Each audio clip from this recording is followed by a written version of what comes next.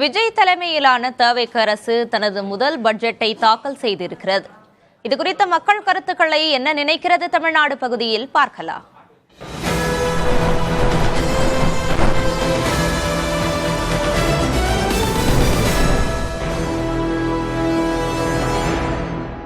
இந்த பட்ஜெட் நான் ரொம்ப வரவேற்கிறேங்க. குழந்தைகளுக்கான ஒரு பாதுகாப்பு, அதாவது குழந்தைகளுக்கு மோதிரம், அண்ணன் சீரு, சிங்கப்பெண் படை, இந்த மாதிரி பெண்களுக்கு உண்டான ஒரு அருமையான ஒரு பட்ஜெட்டு.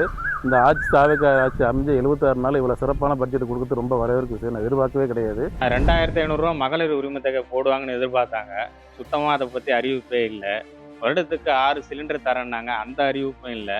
போன ஆட்சியில் என்ன இருந்ததோ அதை அப்படியே ஸ்டிக்கர் ஒட்டி பட்ஜெட்டாக அறிவிச்சிருக்கிறாங்க. தமிழக பட்ஜெட்டில் தமிழக வெற்றி கழக அறிவித்துள்ள சிறப்புக்கான திட்டங்களை அனைத்தும் நல்லதுதான். ஆனால் மகளிருக்காக ஒதுக்கப்பட்ட உரிமை தொகை 2500 இன்னும் வழங்காததுதான் மக்கள் ஏமாற்றத்துடன் எதிர்பார்க்கின்றனர். பெண்களுக்கு வேலை வாய்ப்பு இந்த மாதிரி திட்டங்கள் அதில் இடம்பெறலை. கூட்டுறவு சங்கத்தில் விவசாயிகளுக்கு தள்ளுபடி சொல்லி அறிவிக்கிட்டிருந்தாப்புல, ஆனால் பட்ஜெட்டில் வரல.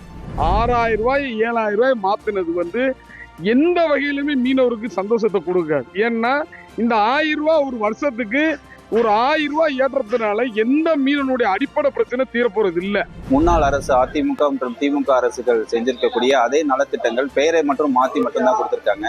முதல் பட்ஜெட் சார், இது முதல் பட்ஜெட்லேயே ரொம்ப அருமையாக அறிவிச்சுக்கிறாங்க சார். அவங்களையும் எதுவும் குறை சொல்லாமல் அவங்க சொன்ன திட்டத்தையும் சேர்த்து நல்ல பட்ஜெட், அருமையான பட்ஜெட், மக்கள் வரவேற்கிற பட்ஜெட். அறிவிக்கப்பட்ட திட்டங்கள் வரவேற்கும். அதே மாதிரி இந்த சலுகைகளை பெறுவதற்கு லஞ்ச லாவண்யம் இல்லாமல் மக்கள் பெறுவதற்கான வழிவகையை முதல்வர் நேரடி கவனிப்பில் செய்யணும். இதை செஞ்சால் மக்களுக்கு பயன்படும். மெட்ரோ ரயில் திட்டம் 2 தடவை நிறைவேற்றப்பட்டிருக்கு மத்திய அரசு. இந்த அரசு முனைப்போடு செயல்படுறதுனால இந்த அரசு மதுரைக்கு மற்றும் கோயம்புத்தூருக்கு மெட்ரோ ரயில் திட்டம் கொண்டு வருவாங்கன்னு நாங்கள் முழுசாக நம்புகிறோம். இந்த விஜய் அவர்களுடைய அரசாங்கம் புதிதாக இந்த மக்களுக்கு நன்மை பயக்கக்கூடிய திட்டங்கள் என்னங்கிறது ஒரு கேள்விக்குறியாக தான் இருக்கு. 2500 ரூபாய் கொடுப்பான்னு மக்கள் எதிர்பார்த்தாங்க.